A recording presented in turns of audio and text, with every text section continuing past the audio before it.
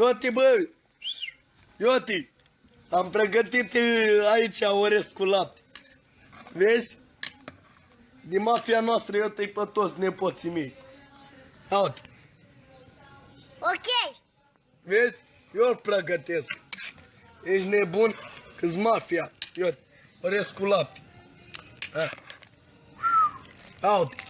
Spagheta aia, ești nebună? Ia ce aici. Uite. Uite. Cel mai bun bucătar din lume. Okay. Care știe să facă orez cu lapte.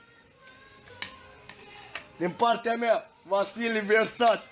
Și din partea celor care mănâncă orez. Aici. Out. Ia. Foc. Cel mai bun bucătar din lume este Vasile Versat.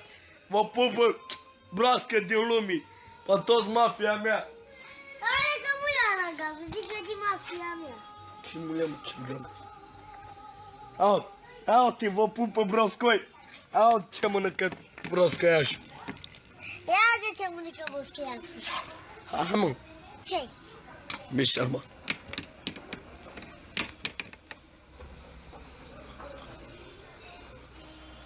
Autați băieți, cel mai bun pregătar din lume. Da, cel mai bun pregătat. Aute băieți. Hai, vă invit și pe voi cu o farfurie de orez. Uite. Cel mai bun bucătar din lume, vă pupă Vasile Versat. Clanul mafiei.